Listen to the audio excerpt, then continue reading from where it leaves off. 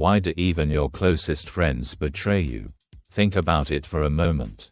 Someone who laughed with you, who shared your secrets, who swore they'd always stand by your side, one day, you find them turning away, leaving you in your most vulnerable moment.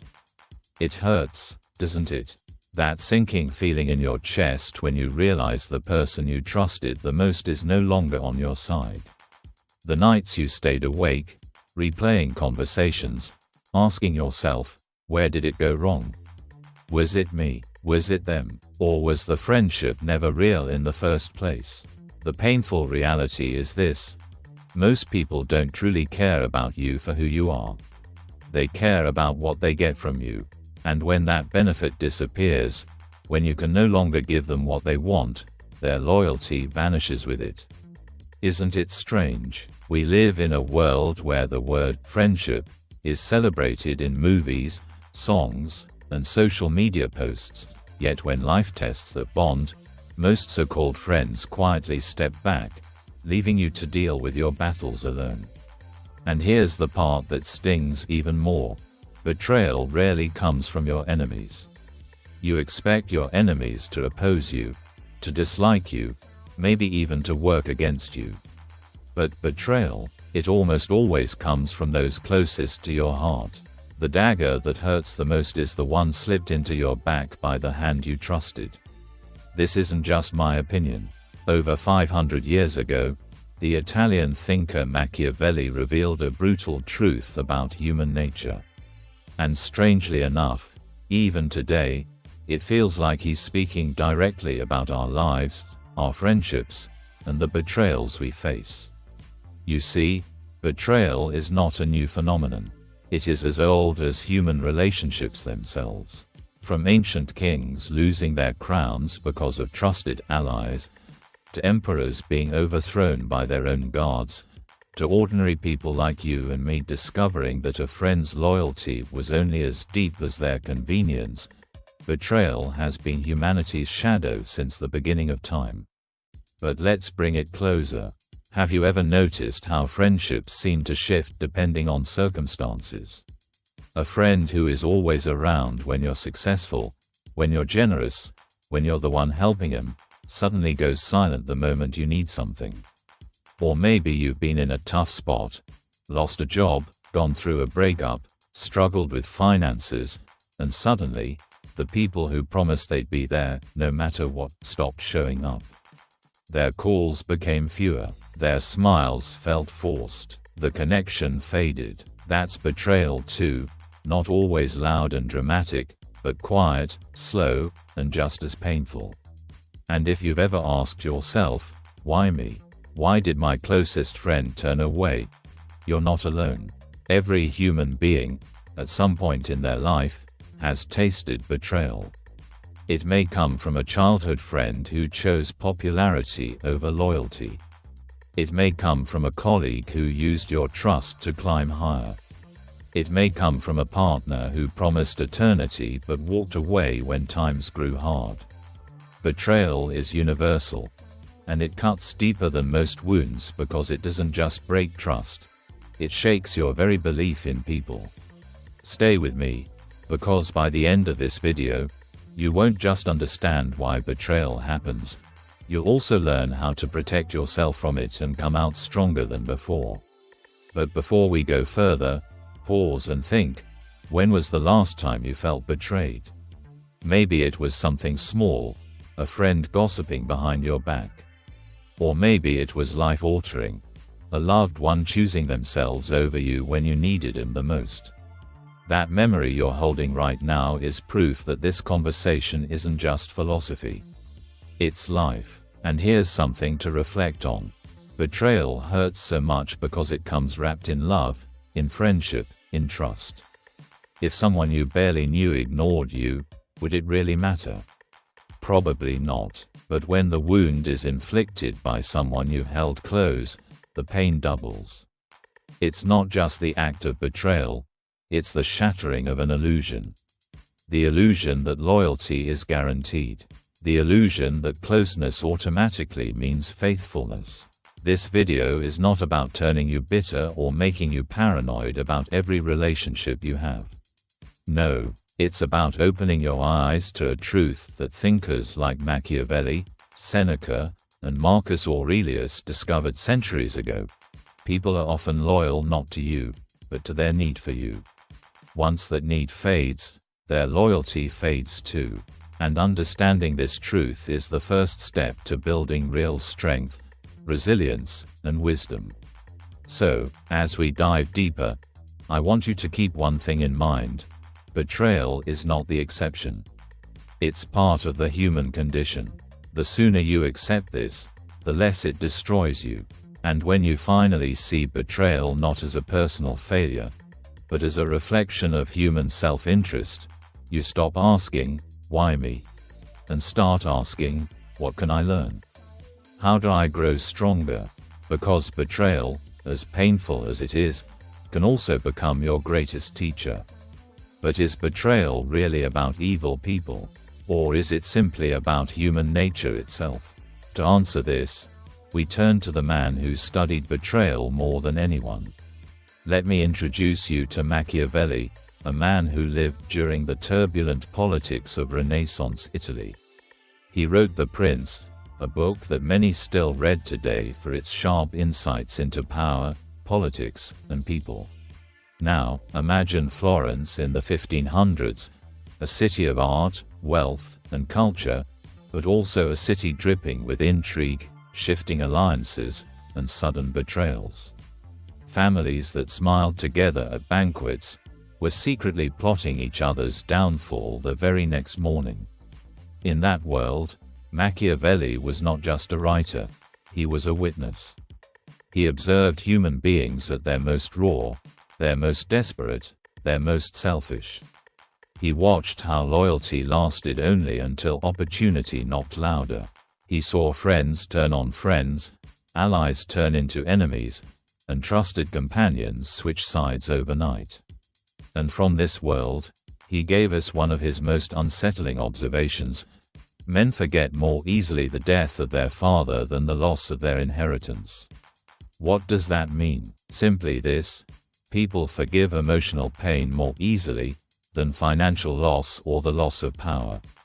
In other words, if you hurt their interests, if you touch their money or their position, they will never forgive you. A son may cry over his father's death and eventually heal, but if you take away his inheritance, his wealth, or his influence, he will carry that wound for life. Think about that for a second. It sounds cruel, doesn't it? But if you look closely at the world around you, you'll see examples everywhere. Brothers fighting over property, lifelong friends breaking ties over business deals, families torn apart not by grief, but by money. Machiavelli wasn't inventing this idea. He was simply pointing at a truth most of us refuse to admit. Machiavelli was not trying to depress us. He was documenting human behavior as he saw it in courts, in friendships, and in power struggles. He realized something we often refuse to accept: self-interest almost always wins over loyalty. And that is why betrayal isn't unusual, it's expected. But Machiavelli wasn't alone in thinking this way. The Stoic philosopher Seneca once wrote, "A gift consists not in what is done or given, but in the intention of the giver or doer." Why does this matter? Because it reminds us that people often act not from pure loyalty, but from a calculation. Even kindness can carry hidden self-interest. Marcus Aurelius, the Roman emperor and Stoic thinker, took it further. In his meditations, he reminded himself every morning, "Today you will meet people who are meddling, ungrateful, arrogant, dishonest, jealous, and surly. They are like this because they don't know good from evil." Imagine starting every day preparing yourself to be betrayed, to be disappointed, to be let down, and yet still choosing to remain calm and strong. That was Marcus's way of protecting himself, not expecting loyalty, but expecting reality.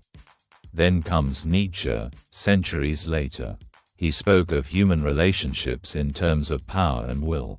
Nietzsche believed that people are often driven by a will to power, a desire to assert themselves, even at the cost of others.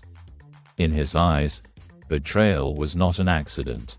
It was a consequence of human beings striving to put their own survival, their own dominance, above loyalty to anyone else. And finally, Arthur Schopenhauer, the philosopher of pessimism. He believed that most human interactions are guided by egoism. A person may act kind or loyal, but deep down, they are seeking to fulfill their own desires. In Schopenhauer's bleak view, friendship itself was often a mask for self-interest. He once said, "Almost all our sorrows spring out of our relations with other people." That's a chilling thought, isn't it? That the very relationships we cherish may also be the root of our deepest pain. Now, why am I weaving all these voices together? Because betrayal is not just a personal wound you and I experience. It is a universal theme, studied by the greatest thinkers across history. Machiavelli showed us that people guard their wealth and power more fiercely than their relationships. Seneca and Marcus Aurelius prepared us for disappointment by urging us to lower our expectations. Nietzsche revealed that self-assertion often outweighs loyalty, and Schopenhauer reminded us that sorrow often walks hand in hand with human connection. All of them, in different ways, are pointing to the same uncomfortable truth.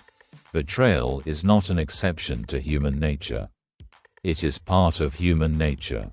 But here's the twist. Each of these philosophers, despite their cynicism or realism, was not asking us to give up on life or relationships. Instead, they were urging us to open our eyes, to see people as they are, not as we wish them to be, to recognize that self-interest drives most actions, and to use that knowledge not to become bitter, but to become wiser. And that's exactly what we're going to do as we go deeper. Because if Machiavelli was right, if Marcus Aurelius was right, then the question becomes, how do we live in a world where betrayal is natural? Do we build walls? Do we stop trusting entirely? Or is there a smarter way? Stay with me, because the answer lies not just in philosophy, but in how we connect these ancient truths to the everyday betrayals we face in modern life. Now, let me put it simply. People wear masks. Behind the smiles, behind the hugs, there's a quiet calculation happening. Most people, even without realizing it, are asking themselves, what do I gain by being close to this person? What do I lose? And the moment that gain disappears, maybe you can't offer the same help, maybe your influence fades, maybe you're no longer useful to their ambitions, loyalty fades with it.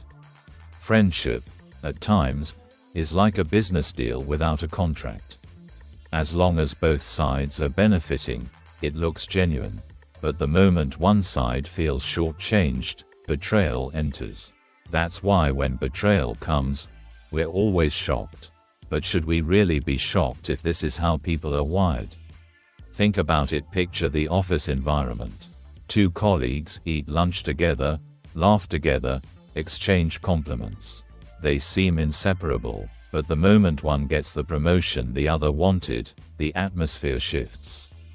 The smile becomes forced. The friendship cools. Why? Because the calculation has changed.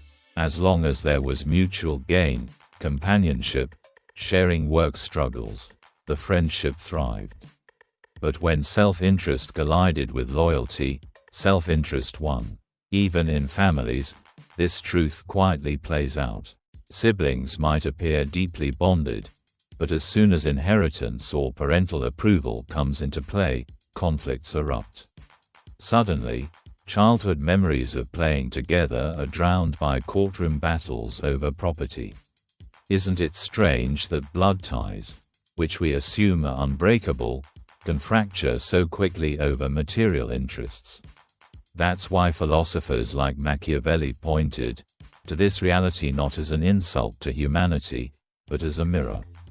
He wanted us to see what was always there, hidden beneath the surface. People often forgive wounds to the heart, but they never forgive wounds to their self-interest. Let's take another analogy. Imagine a tree in a garden. When the tree is full of fruits, people come from all around to sit in its shade, to enjoy its bounty. They praise the tree, they protect it, they claim it as their own. But the moment the fruits are gone, the shade is less inviting, the branches are bare, suddenly no one comes. The tree hasn't changed. It is still standing tall, still giving oxygen, still alive. But the interest that drew people there has vanished, and with it, their so-called loyalty. That tree is you. That tree is me. That tree is anyone who has ever given, and later discovered that giving was the only reason people stayed. And yet, we keep being surprised.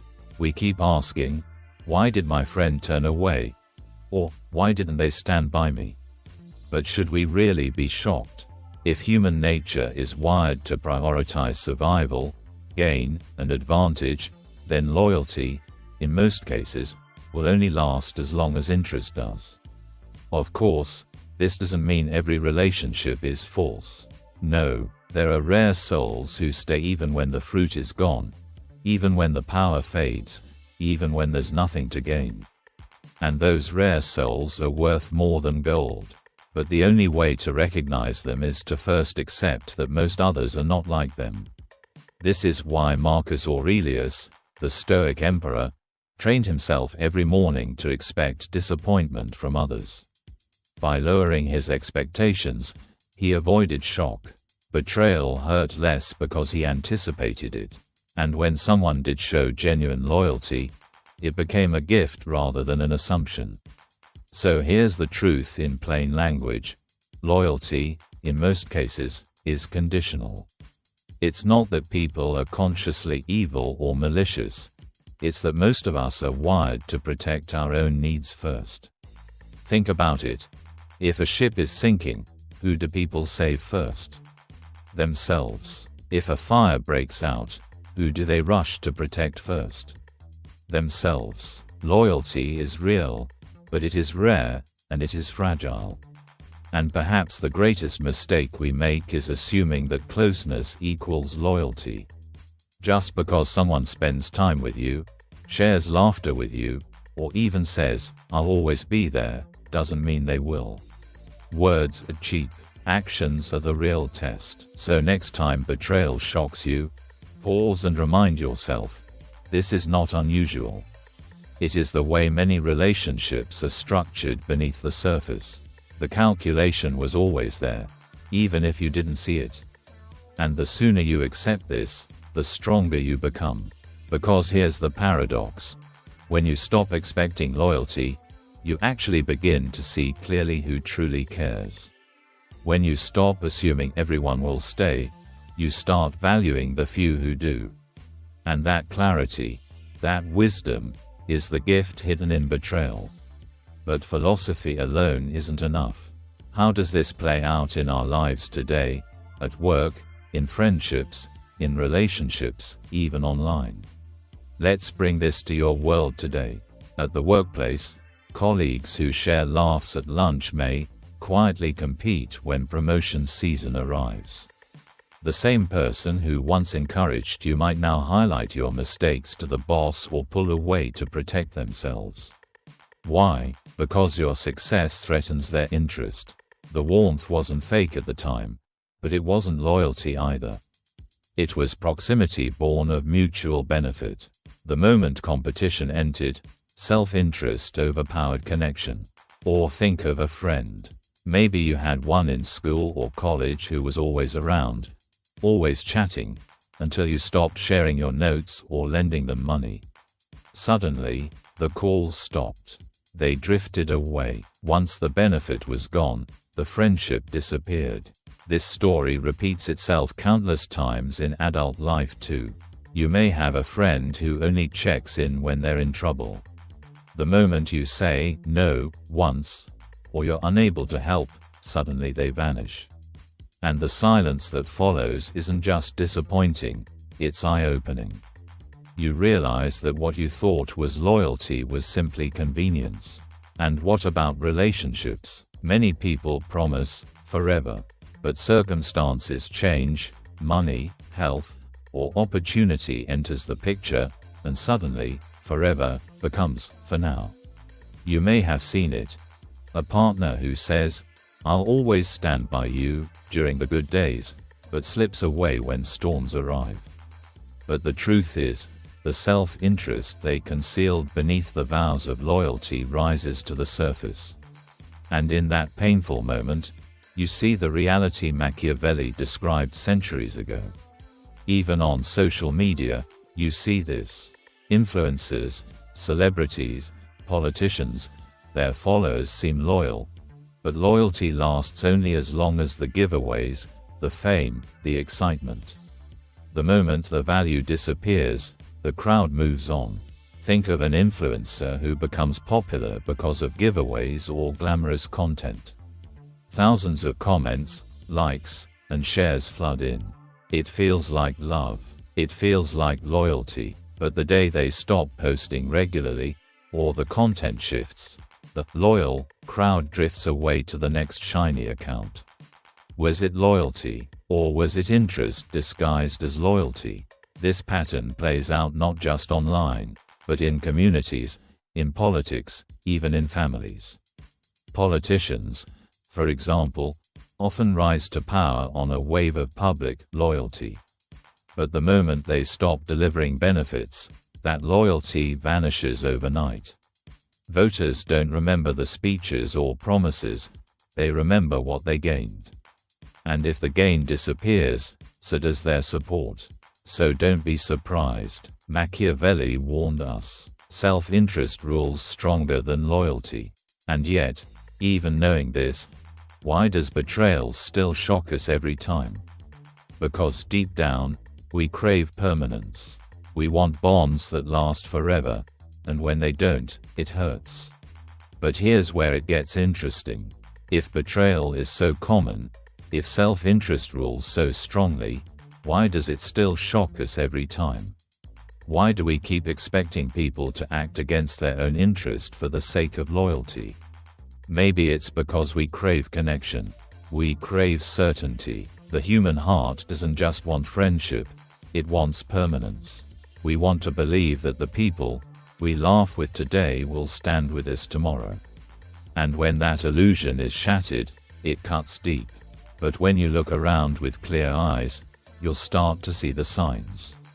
The friend who is only present when life is easy, the colleague who celebrates your success only when it doesn't affect them, the partner who loves the sunshine but disappears in the storm, they are all reminders of the truth philosophers have been warning us about for centuries.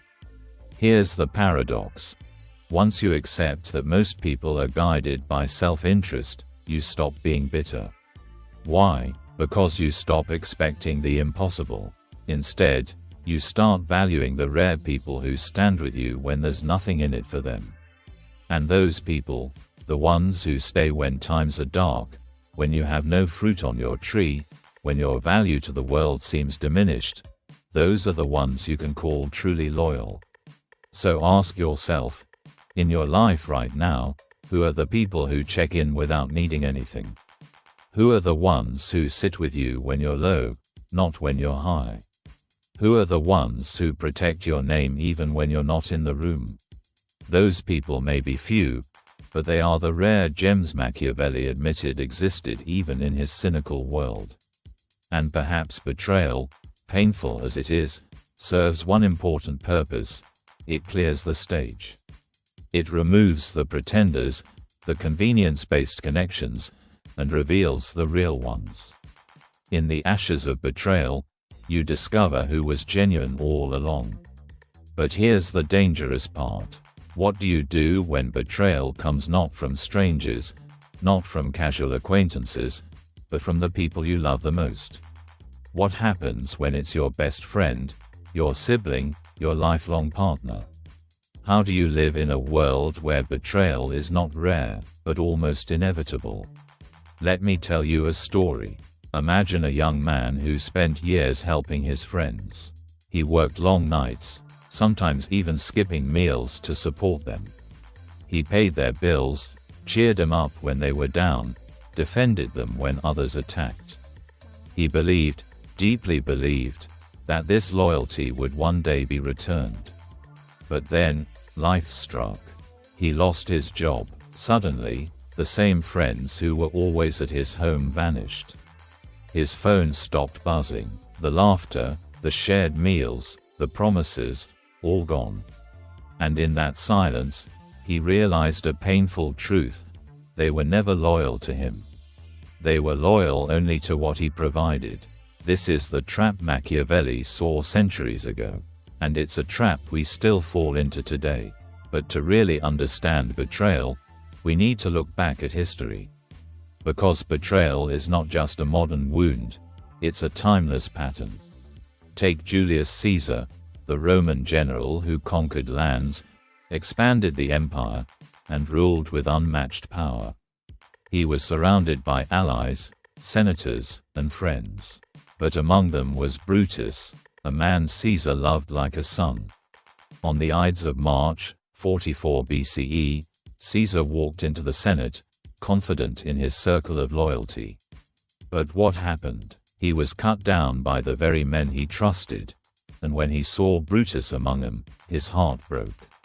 His last words, "A tu, Brute, you too, Brutus," echo through history as the most famous expression of betrayal. Caesar could face death, but Brutus's betrayal crushed him more than the daggers themselves. Or think of Jesus Christ, who spoke of love, forgiveness, and loyalty. Yet, among his 12 chosen disciples, there was Judas. For 30 pieces of silver, Judas betrayed him with a kiss. A kiss, the ultimate symbol of affection, turned into the ultimate act of treachery. The betrayal wasn't just a transaction, it was a lesson that even in the closest circle, selfish interest can outweigh loyalty. History is filled with such stories. Kings betrayed by their generals. Leaders betrayed by their advisors. Families torn apart by power struggles. Even in the modern world, we see echoes of the same. Corporate leaders pushed out by their own boards. Politicians betrayed by their inner circles. Business partners turning on each other the moment profits dry up. But here's the question. Why do these stories captivate us so deeply? Because they mirror our own lives, just on a grander scale.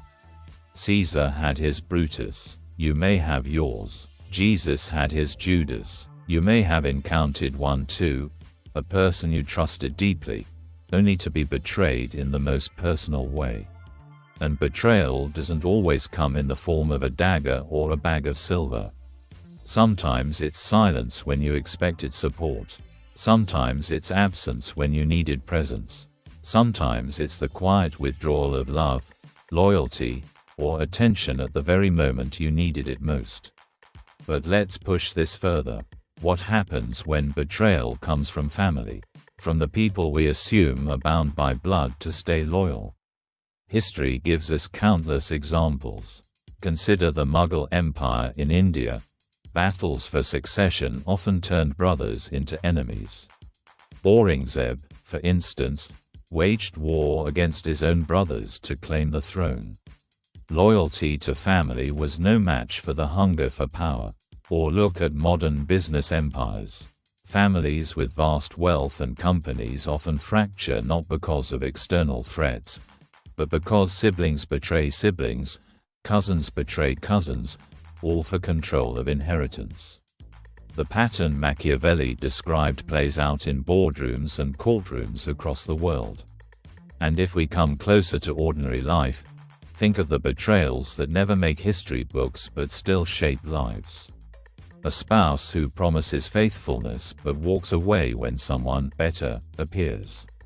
A childhood friend who once said, "We'll always be together," but cuts ties when distance or opportunity creates a gap. A sibling who grows distant because of envy. These betrayals may not topple empires, but they topple hearts. So here's the dangerous part. Betrayal is not just an event. It's a revelation. It shows us who people truly are when their interests are tested. And sometimes, it shows us who we truly are when our illusions are shattered. Let me ask you, which betrayal hurts more? The loud one, where someone openly turns against you, or the quiet one, where someone you love simply fades away when you're no longer useful? Both cut deep, both leave scars, and both remind us that loyalty, for most people, has conditions attached. This is why betrayal shocks us, terrifies us, and teaches us all at once.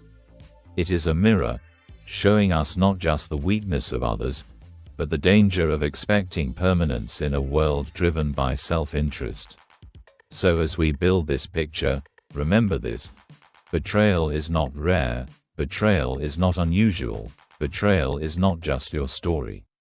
It is humanity's story, repeated through centuries, told in blood, in silence, and in broken promises. And the sooner you see it, the sooner you prepare for it, the less power it has to destroy you. So what do? Do we stop trusting everyone? Do we live in constant suspicion? No, the answer is balance. First, expect self-interest, not loyalty. Don't be naive. Assume that most people will act out of gain, not gratitude. If you adjust your expectations, betrayal won't break you, because you were prepared for it. This doesn't mean you stop caring or become cold. It means you shift your mindset. If you know that people are primarily motivated by their own interest, then you stop expecting the impossible. You stop demanding loyalty from those who are incapable of giving it. When betrayal happens, instead of crying, "How could they do this?" you'll whisper to yourself, "Of course." That's human nature. And strangely, this acceptance doesn't harden your heart, it protects it. It saves you from shock. Second, observe actions, not words. Anyone can say, "I'll always be there for you," but words are cheap. Watch how people behave when they have nothing to gain. That's when true loyalty shows itself. Think of it like this: when the lights are bright, the stage is full of people. But when darkness falls, only the real ones remain. Look at who checks in on you when you're struggling, not when you're shining. Who supports you when you're broke, not when you're spending freely. Who speaks well of you when you're absent, not just when you're in the room. Actions reveal truth, words only reveal intention. Let me give you a small example. Imagine two friends. One keeps telling you, "I'll always have your back." The other rarely says anything dramatic. But when you're sick, the second one quietly shows up with soup, checks on you, makes sure you're okay. Who's loyal? The one whose words sounded nice, or the one whose actions spoke without words? Loyalty whispers. Hypocrisy shouts. Third, build inner strength. Marcus Aurelius, the Stoic philosopher, once said, "Expect nothing from others." The peace comes when you stop relying on their loyalty. When you ground your happiness in your own values, no one can shake you. Think about it. If your sense of worth depends entirely on other people's loyalty, then betrayal will always destroy you. But if your worth comes from within, from knowing who you are, from standing by your own values, from cultivating resilience, then betrayal may sting, but it won't break you. It becomes a lesson, not a collapse. How do you build this inner strength? By practicing solitude, by journaling your thoughts like the Stoics did, by creating small daily rituals that remind you of your own resilience, by choosing self-respect over constant approval. The stronger your inner foundation, the less betrayal can move you. Fourth, practice strategic trust. Don't hand over your entire heart, your deepest secrets, your biggest resources to everyone who smiles at you. Trust in layers. Test people over time. See who stands when storms come. Those are your true friends.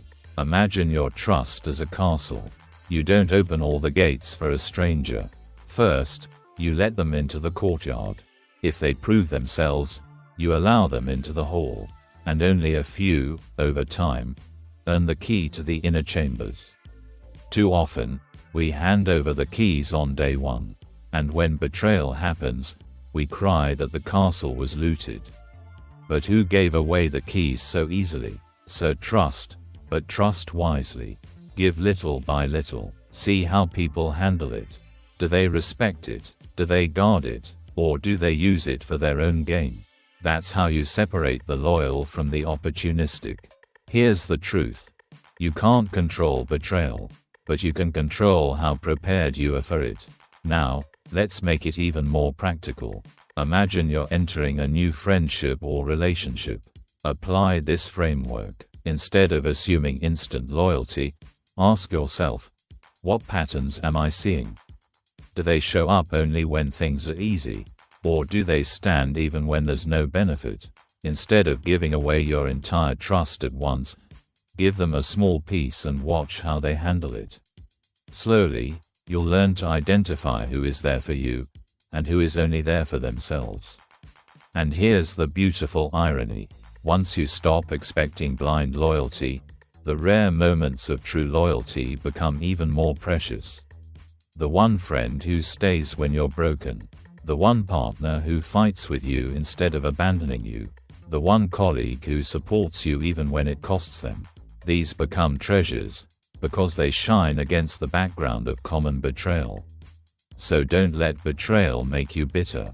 Let it make you wise. Don't let it close your heart. Let it teach you to guard it better. Don't let it destroy your faith in humanity. Let it refine your ability to recognize the few who are truly loyal. So, why do even your closest friends betray you? Because self-interest is stronger than loyalty. Betrayal isn't the exception, it's the rule. But here's the power hidden in this truth. The sooner you accept it, the less it hurts, and the stronger you become. Instead of being shocked by betrayal, you begin to expect it. Instead of being destroyed, you grow wiser. And when you find that rare person who stays with you through thick and thin, you'll know their loyalty is real, because they had nothing to gain and still chose to stay. And in my next video, I'll reveal something even more powerful. Marcus Aurelius believed that expecting nothing from others is the key to unshakable peace. Imagine a life where betrayal no longer disturbs you, where the storms of others' actions cannot move your calm. That's where we're going next. So remember this, betrayal is not the end. It's a lesson, and once you learn it, you'll never see the world the same way again. If this message spoke to you, if you've ever felt the sting of betrayal or the disappointment of seeing someone you trusted walk away, remember, you're not alone. This is part of the human story, from ancient times to today. What matters is not the betrayal itself, but how you rise after it. And that's why I make these videos, to share wisdom from the greatest minds in history, to remind you that even in your darkest moments, you are stronger than you think. So here's what I want you to do.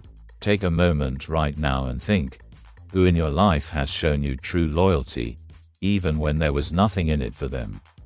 Hold on to those people.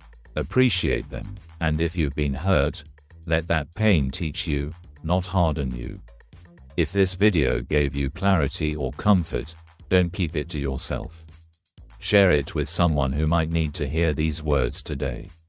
And if you want more lessons from philosophers like Machiavelli, Marcus Aurelius, and Seneca, subscribe to this channel, hit the like button, and turn on the notification bell. That way, you'll never miss the next truth that could change the way you see the world. And I want to hear from you. Tell me in the comments, have you ever been betrayed by someone you thought would never hurt you? What did you learn from it? Your story may be the one that helps someone else heal. Remember, betrayal may break trust, but it doesn't have to break you. Use it as fuel to grow stronger, wiser, and more unshakable. Thank you for spending this time with me today. I'll see you in the next video, where we'll dive into Marcus Aurelius's wisdom on why expecting nothing from others can bring you unshakable peace. Until then, stay strong, stay wise, and never forget, the rarest loyalty is the one that costs someone everything, and they still choose to stand by you. And if you stayed with me until the very end, that already proves something rare, loyalty. And if you're one of those rare ones, I'd love for you to stay connected. Tap like, and join me here as we keep uncovering life's deepest truths together.